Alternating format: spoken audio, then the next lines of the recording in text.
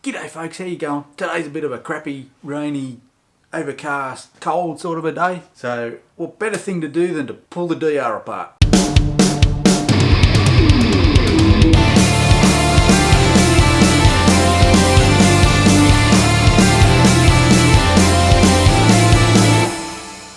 Alright, so the reason why I'm pulling the DR apart is because I'm just going to, I'm checking over the swing arm bearings. So I've already taken the back wheel off. I've taken a few bits and pieces off. I've hung the chain up out the way. I've got the brake caliper off. Just hung it up out the way. All I've got to do now is disconnect the shocky, disconnect the dog bone, undo the swing arm bolt, and pull the swing arm out. Alright, let's bloody get into it. Alright, so if you didn't know, that's the swing arm, and it connects. There's a bolt in behind that little rubber seal, and it also connects down here, that dog bone, and just here is where the shock absorber connects. I've got the brake caliper. It is zip tied up to the muffler, and I've also, over the other side, you can see the zip tie there. I've zip tied the chain up out the way. It's just zip tied back to the frame. So there's those two bolts there, and that nut there you've got to undo. Alright, let's get into it. Alright, just before we start, to get the chain off, I'll just let you know there's two screws that go through here, and just undid that, and then the chain just comes out that gap there. Sockets will probably need to do this job.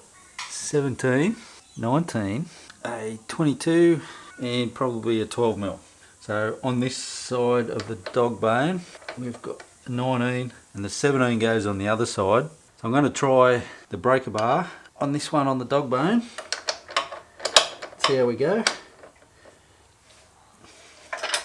Oop. Hold the bike.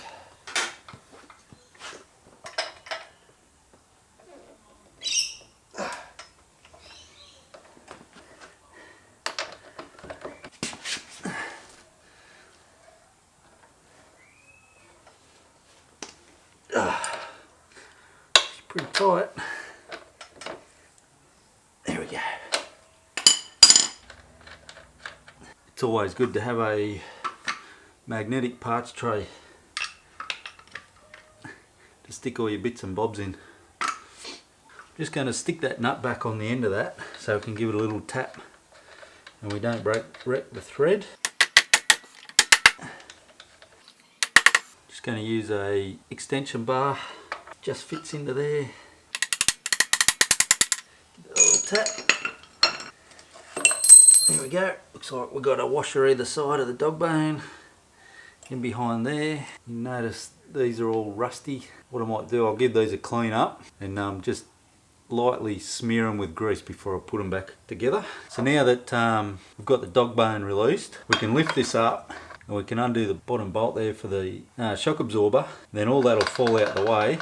Then we should be able to get this off once that bolt's out. So this bolt here at the bottom of the shock absorber is a 12mm socket.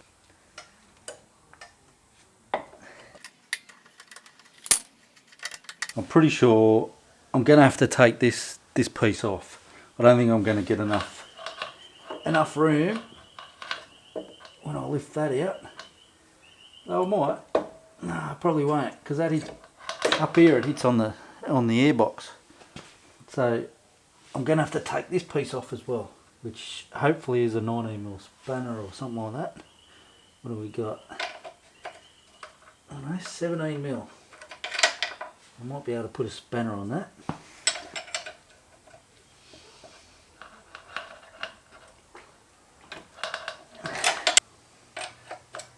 So I'm taking this nut in here off that holds this whole wishbone section on. It's a 17mm on this side, but the head of the bolt is a 14mm. Taking this off will give me a good chance to inspect all the bushings down here while I'm going, and also the bearings, if there's any bearings in there. Comes out pretty easy. We'll be able to re-grease that bolt up. Righto, now that just slides out like that. Now that we've got all that crap out the way, we can take this off, this mount. This is the one on the other side. Take that off. Now this side's a 17mm. The other side is a 22mm nut, which I'll take off now. So we need a 22mm socket on that, which is this bad boy. That in there. I will put the breaker bar on the end of that. There we go. Just check this side that's not spinning.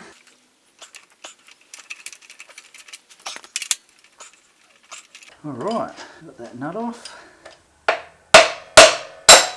Oh, popped. Rightio, you can see the bolt coming out there. I'm just going to hold onto the swing arm. Here's the bolt just here. Hold onto the swing arm and just give it a little wriggle. And that should come out nicely. That should sit there. Check that out. This has never been done. Look, that is dry as. I'm glad I pulled this out when I did, because I'm going on a big ride in a couple of weeks' time, and this has been playing on my mind a little bit. So it'll be interesting to see what condition the bearings are in, considering I've got 9,500 kilometres on the clock. That is bone dry. There's no grease on it whatsoever. That's interesting, because that'd be straight out of the factory like that. So there's a tip to all you young players: when you're buying a bike, just go over it, check everything. Especially, I know with the DRs, it's a known thing that you've got to come back and re-grease them. The factory must cost them a fortune for grease, because it doesn't seem like they like to use too much of it. Should be able to pull this out the way now. Slightly pull it out. The shock absorber should come up through that. Yeah, we've got some little spaces, little washers on each side of here. There we go. That one fell off. It just sits on the side there. So I'm going to give all this a clean up, and I'll come back to you.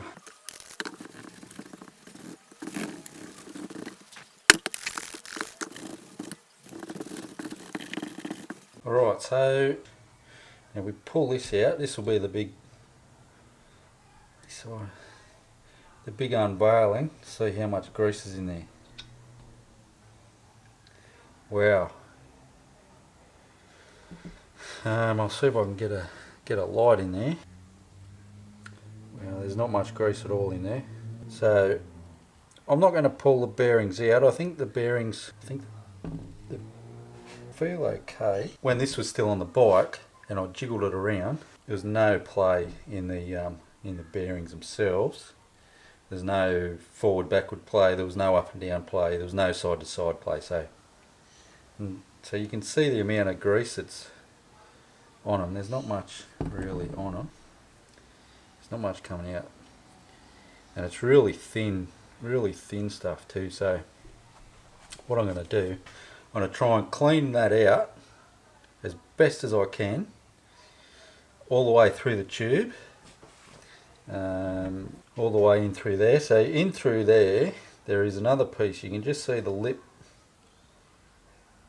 with the other piece. It's actually a tube that's inside there, in between the two bearings.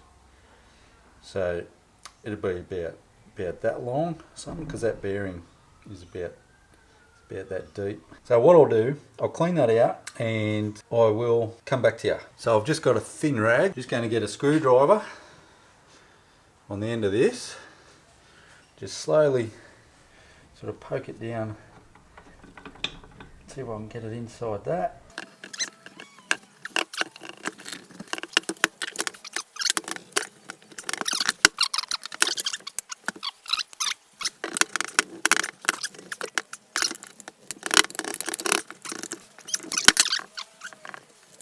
They are moving freely. I can just repack them with a bit of grease that I've got.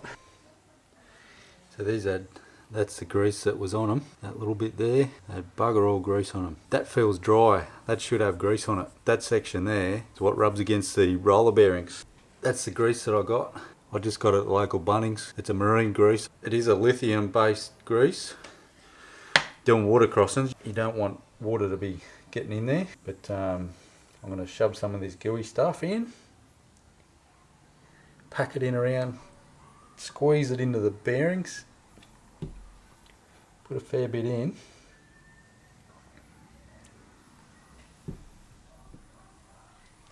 All the way around. Now any grease that I'm going to put in here has got to be better than what was in here. Just going to pack it all down in, try and roll those bearings around, get it into all the voids.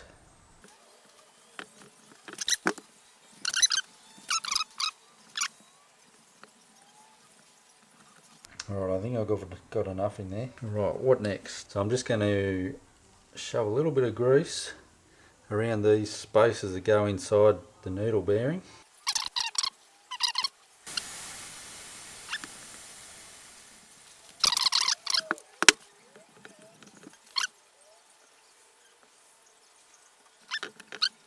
Right, yeah, that's ready to go. Now here's the bolt that goes all the way through. Clean this up, put some grease on this, and we'll take you down and we'll put the swing arm back on.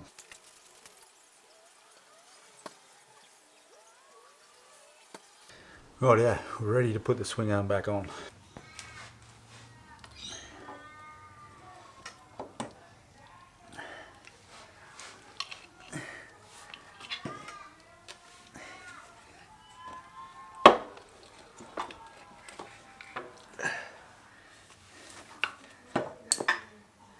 Ah, bloody hell.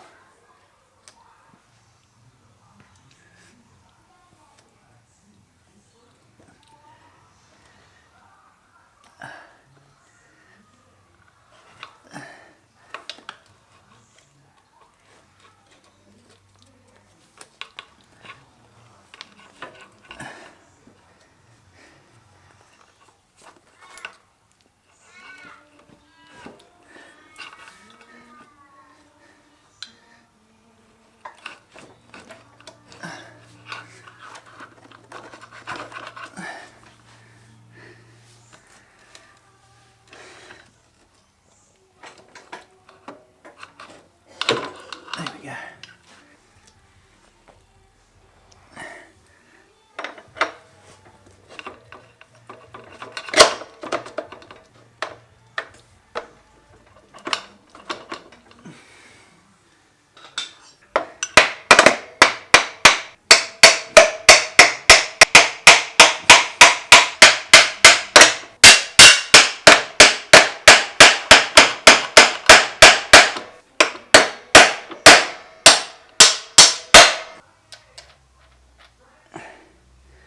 The washer in, chuck the nut on.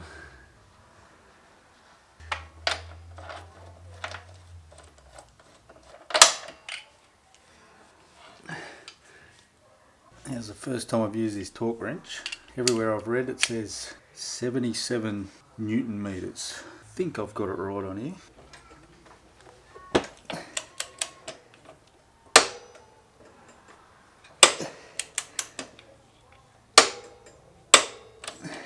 Put this cap back on. Put this cap back on. Now we can put this fella back on.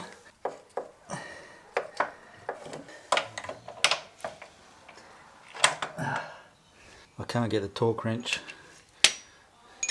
into there, so we're just going to do it up really tight. Okie doke.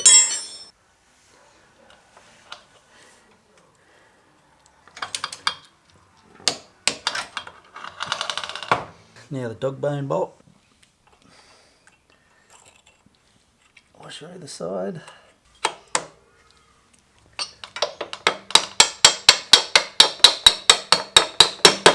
Nut back on.